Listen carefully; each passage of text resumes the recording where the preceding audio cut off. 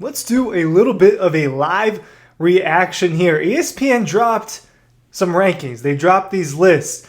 They ranked how well the off seasons have gone for every Power 4 team, but they ranked them by conference, right? So when you go to the SEC, Georgia's a few teams down. I've just kind of skimmed through this, but want to do sort of a live reaction. I've noted who the top teams were for the other conferences. Obviously, we're going to stick to the SEC the most, and I'm going to kind of go through this and let's react to this list live because Georgia was not in the top 3 as I go and look in ESPN's off-season rankings, however you want to put it. What are they taking into account? They're taking in coaches. They're taking in incoming players versus outgoing players, what they did in the transfer portal, what they brought in via high school recruiting. And Georgia, on the surface level, before we get into it, did a pretty good job of bringing in talent and replacing the talent that it lost over the transfer portal and to the NFL draft, in my opinion, before we dive into it. But I'm interested in seeing this. I don't remember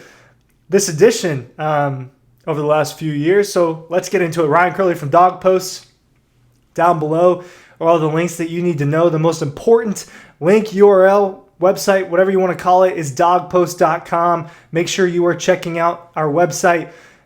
Read. I don't know how much people read nowadays, but I'm over there writing. Matt is writing more than me. I'm writing more than Dean. But look, we're putting more content out there, and sometimes it's more detailed. So make sure you're checking out dawgpost.com. Alrighty, let's go to the SEC first. We'll hit on the other conferences a little bit towards the end.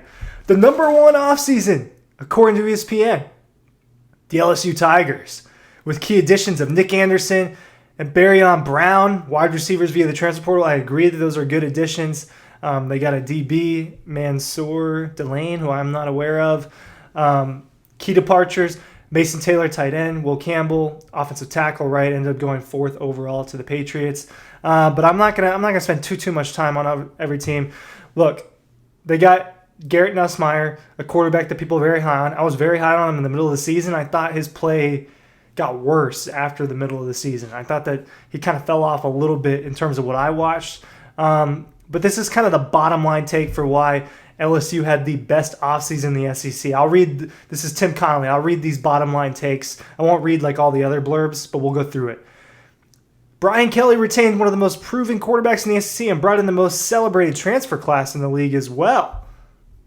One might have suggested bringing in another O-lineman or two, but it sure seems like the Tigers enjoyed the best offseason. So they think that the transfer portal class was the best when they bring in those wide receivers. Georgia brought in a couple wide receivers too, so I don't see that reasoning being too much. I don't know about LSU at 1 so far. All right, number 2, they've got the Oklahoma Sooners having the second best offseason in the SEC. Obviously, they brought in John Mateer. That was a huge grab in the transfer portal. He is the quarterback from Washington State. They brought in Jaden Ott, the running back from California. They brought in Kendall Daniels, a linebacker.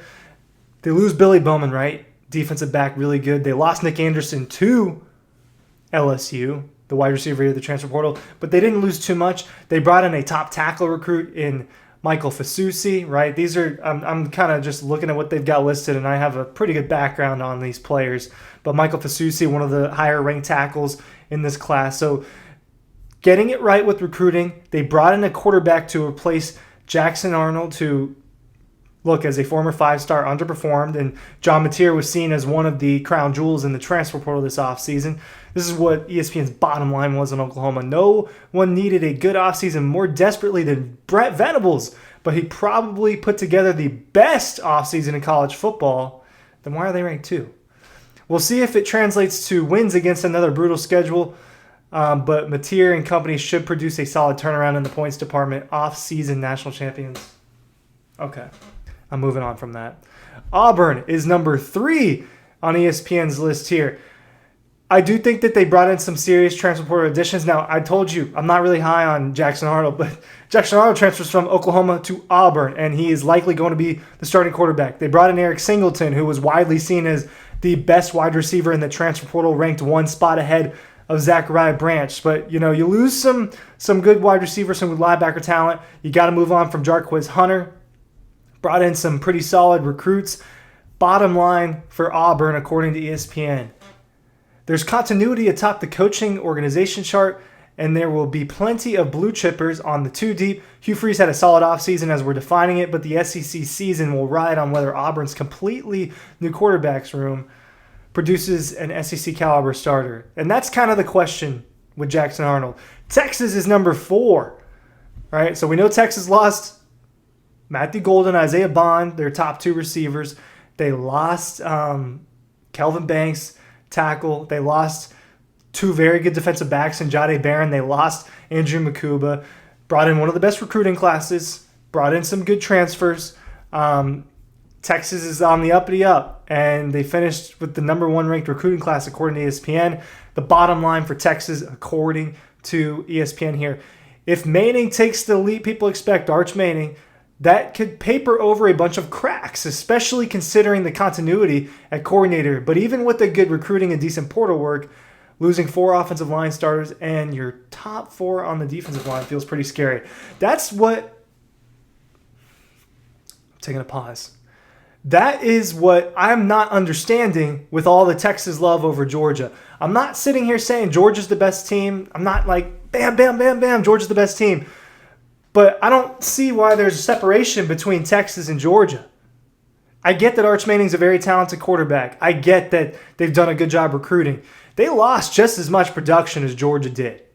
And the reason why Georgia's going to be 5 on this list, which is next, or no, they're not even 5. There's another team to get to before we get to Georgia.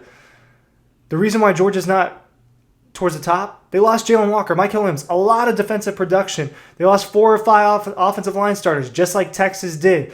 They're going through a quarterback change. But their quarterback's name is not Arch Manning. And that's what a lot of this is coming down to, people not having faith in Gunnar Stockton is something I'm noticing. Florida comes in at number 5 on ESPN's list. Let's just get to the bottom line. I don't know as much about their transitions. Florida has top 20 returning production levels, which can mean something pretty great when you finish the season as strong as the Gators did. The portal movement was light, which could turn out to either be a great sign or a foreboding one. We'll see. Okay, that was pretty vague. Let's get to Georgia at number 6. Like I prefaced a minute ago, lost a ton of defensive talent. They brought in 3 safeties. They brought in a defensive lineman. They brought in an edge rusher through the transfer portal on the defensive side of the ball. They bring in a top 3 recruiting class with true freshmen like Elijah Griffin, Isaiah Gibson, Darren Ikanagman, guys that I think could be instant impact players. We'll read a little bit more of what ESPN said. Let's get to the bottom line first. Recruiting will always be strong in Athens, but Smart has never shown much interest in mastering the portal. We'll see if that backfires after the loss of about 15 starters.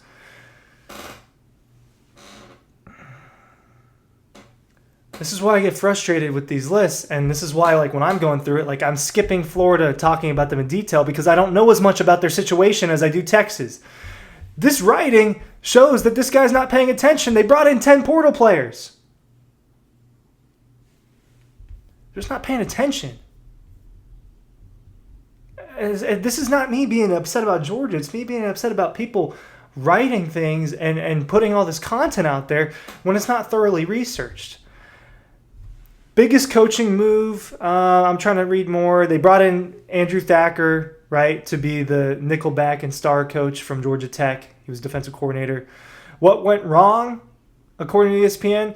The SEC champ season didn't end the way they hoped with the college football playoff, blah, blah, blah.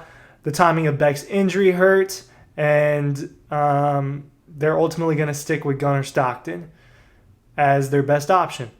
This year's squad must replace 13 draft picks and 17 transfer departures, but has a ton of young talent ready to step up. What went right? Smart and his staff did a good job of addressing their needs, like getting Zachariah Branch and Texas A&M, and Noah Thomas from Texas A&M.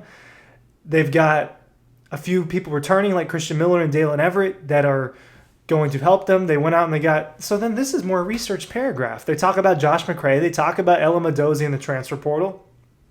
So I don't know, but they've got Georgia at 6, A&M's at 7, Bama's at 8, Missouri 9, South Carolina 10, Ole Miss 11, Vanderbilt 12, Kentucky 13, Tennessee 14. Bad offseason, especially when you think about the departure of Nico Iamaleava. Arkansas 15, Mississippi State coming in last at 16. Overall top 10, LSU 1, Texas Tech 2, Penn State 3, Oregon 4, Clemson 5, Oklahoma 6, Auburn 7, Miami 8, Illinois 9, Arizona 10. Those are the combined rankings. When you add it all together, people are in love with Clemson right now. People are high on Penn State, LSU, Oregon. Oklahoma and Auburn are getting more buzz. I don't know that these off seasons were necessarily that much better than Georgia's, to be honest with you. Thank you for watching. Comments below. Do you agree with me? Do you agree with them? What do we think?